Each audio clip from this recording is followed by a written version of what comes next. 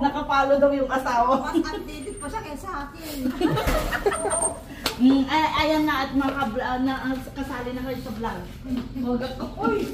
Paano hindi na papunta? Siguro ay Bakit? Mag-lipstick pa siya. Before and after. beauty plus yan. Before and after.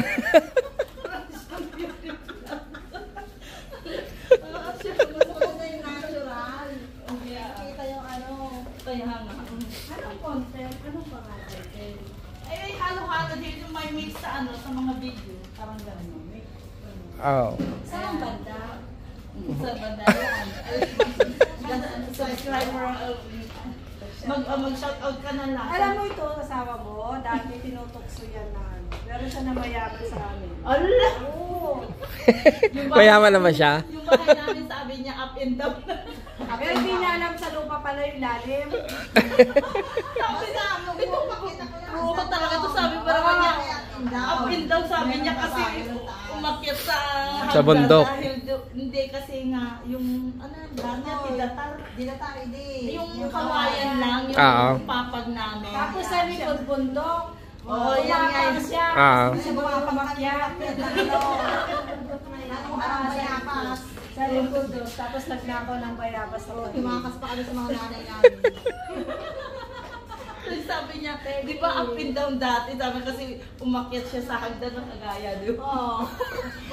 Sa baba, silong niyang lupa. May hagdan kasi yun. Kasi maakyat ka sa hagdan. Pero akyatan mo sa hagdan na yun. So, magkakaedad kayong tatlo. Kami lang po best friend.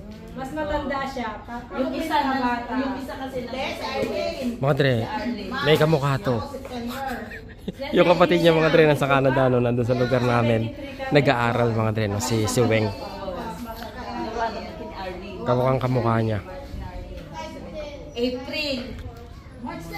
Ano yan, magkaka-classmate mga dre no. Ay, September ka pa. September siya. Ito, May. Yeah, Nakabata ko. Pero nag-miss ako noon.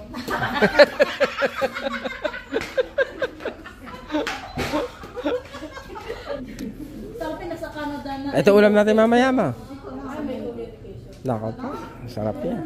Para sa mangko. Ayan. Papakita ko pala sa inyo yung ano mga dre no. Yung tagiliran din ng bahay dito. Kasi ilang bahay dito mga dre, yung ano, abang tawag dito, yung ganyan yung style mga dre, no? Wala talagang ano, walang mga, ano yung tawag niya doon mga dre, yung retaining wall, no? Talagang ganito lang siya as is. Ganyan lang, oh. Kaya ano, kaya siguro nakasanayan na nila, kampante sila sa ganyang klase mga dre, no? Na wala silang retaining wall. Pakita ko sa inyo hanggang doon sa baba. Kasi nung ano ko rin lang napansin mga dre, no? Nung kailan ba nakaraang araw. Dito tayo sa ano, sa gilid ng kalsada para ano, para makita nyo ba ng ano, magaling. Sarap maligo. Naliligo daw sila dati dyan eh.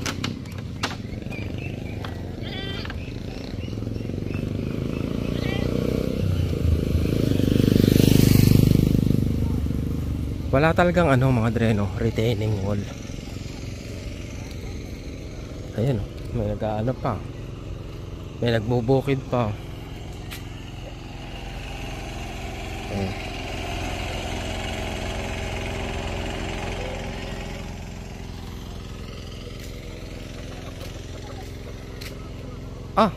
Samba yung bahay nila Jocelyn. Ibig sabihin meron pang mas mataas mga dre, no? Kumpara sa bahay nila Jocelyn yun, no? Mas mataas pa yun.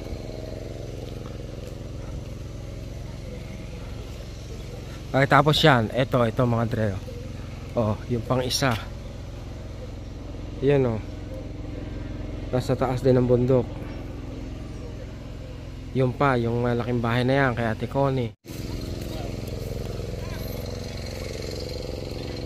Ito rin, isa to mga dre, no? Yan, oh. Talaga kita nyo naman yung itaas niya mga dre, no? Kainaman lang talaga mga dre. Ano, kumbaga may baka. Kaya naman may baka. Yan ang kain naman mga Dre. Kita mo, di ba? Oh. Kumbaga, madaming puno talaga. Kaya matibay yung ano, yung lupa.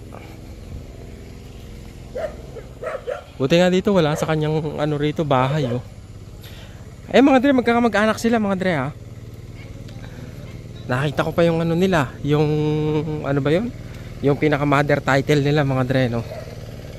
Kung paano hinati-hati yung ano, yung bahay. Ayan, siguro ganun sila kakampante mga Dre, no? Kaya, ayan, kaya Ate Connie na bahay. Ayan, no? Kami tagiliran, di ba? Wala talagang ano.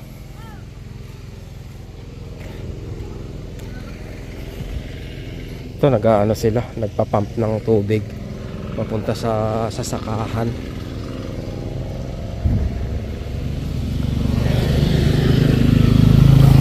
Ang daming ang gagandang bahay mga Dre, no? Nasa gitna ng ano ng bukid.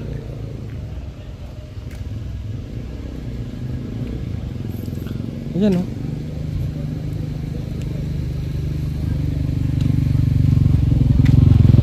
Diba? Walang retaining wall mga Dre.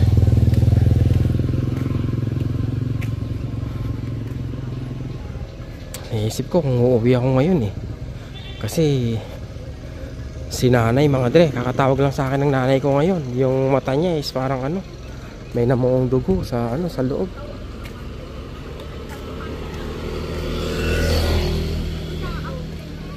Ito, uwi na sila. May dala pala sila sa sasakyan eh.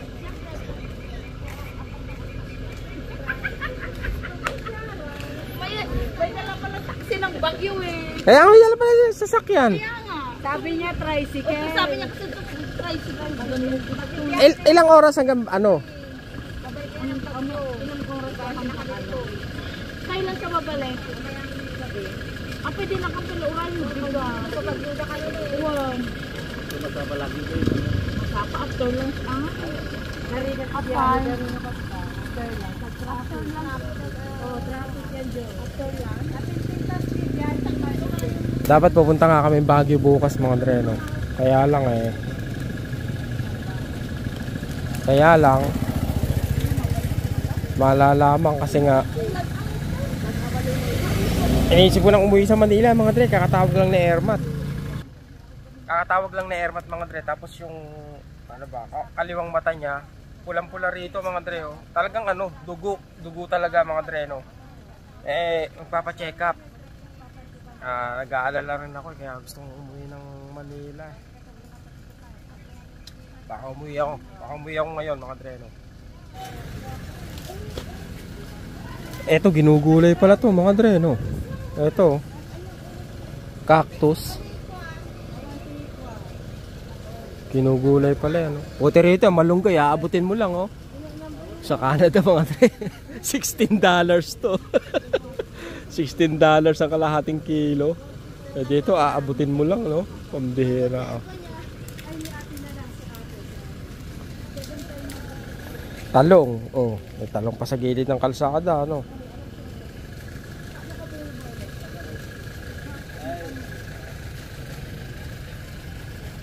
Ayan, no? Dami malunggay, oh. Pambihira. Makapag-uwi ng malunggay, no?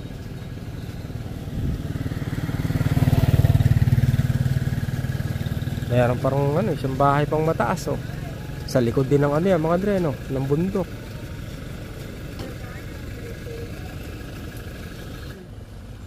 Pag pinitas yung saging, puputulin na yung puno para magbunga uli siya. Hindi, iyan lang ang... Magbubunga uli yan kahit... Oo, bubunga ulit. Kala ko hindi na uli siya magbubunga. Kailangan putulin na yung puno ng saging. Hindi. Puputulin lang doon. Tapos magbubunga na uli yan siya. Kaluuman. Dapat na ko man yan. Dana, may nahilok na oh. Ano na? Tagal ng meeting nila, oh.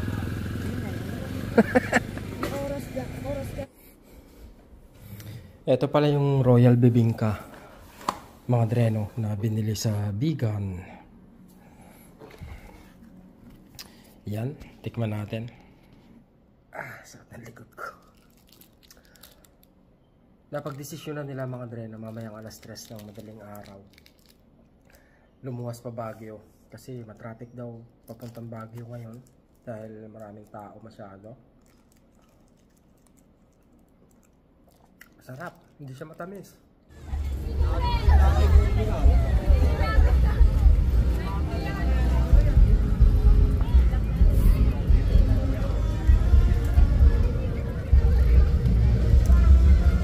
Happy Fiesta mga dre.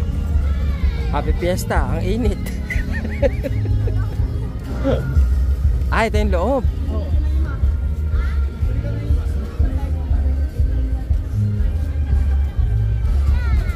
Ano yun? Masarap yung nasa basong pagkain ah. Tingnan natin.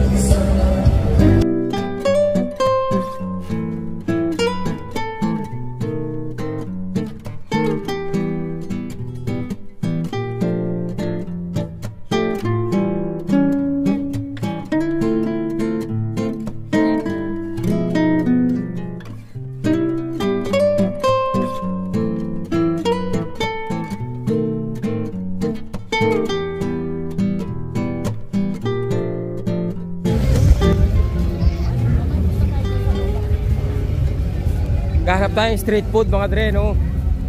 Lumabas lang tayo, nandun lang yung, andito yung kasiyahan eh. Yung kantahang malulupit mga dre, no? Baka may diningding pa rin dito ha. Ha? Wala naman siguro.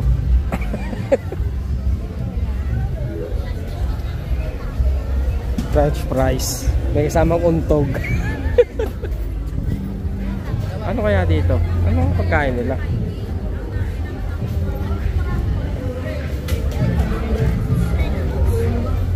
Pancake.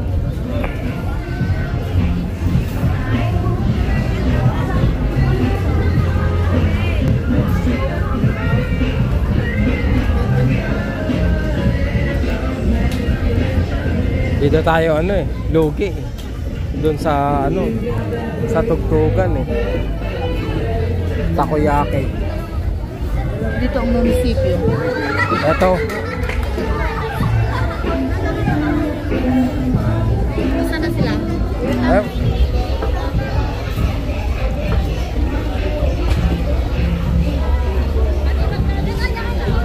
Ito yung kinuha natin mga dre. Merong longganisa. Tsaka may gulay. Para sabihin nyo naman healthy. Para sabihin nyo puro inihaw kinakain ko eh.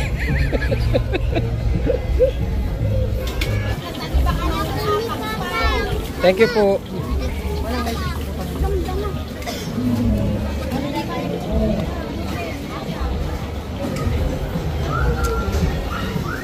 Papalamig-lamigin lang natin mga dre bago natin titirahin, no? Para hindi maluto ang dila.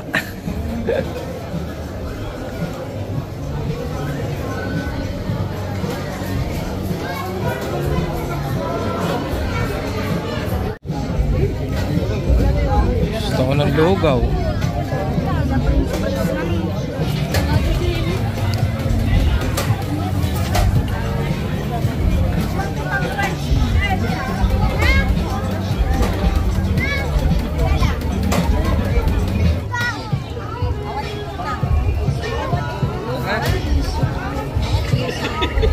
Ayan Dre, si Mr. Lugaw. Saan na tayo punta? Tara na. Ito no, nag-request. May nag-request hotcake. Almusal. Almusal. Walang buko. Ayun lang o, pandan o. Buko pandan na yun o.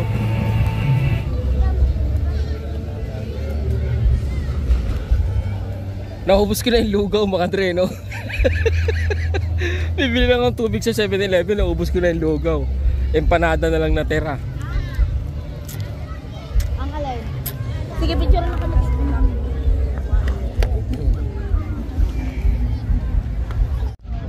Hilaw-hilaw yung vegetable? Natural yung repolyo yan.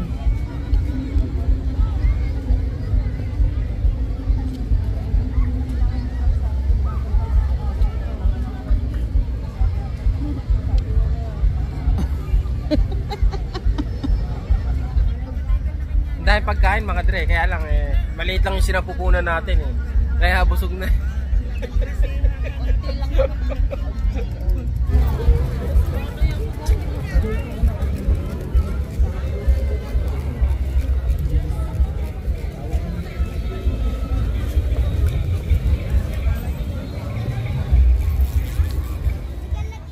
Ano oras ka pang kalili ko? 1. Edi yung 1. Okay. Ano kaya may report? Report? Article? Anong oras na mga Andre? 11:20. Kauwi lang namin kasi sa piyestahan. Nakakatakot yung daanan mga Andre, no? Naisip ko yung tricycle Kasi wala kami nakasalubong 15 minutes kami papasok rito. Wala kami nakasalubong kahit isa. Ang dilim ng bukirin. Tapos babalik yung tricycle, no? Babalik doon. Parang nakakatakot. Who's calling? I won't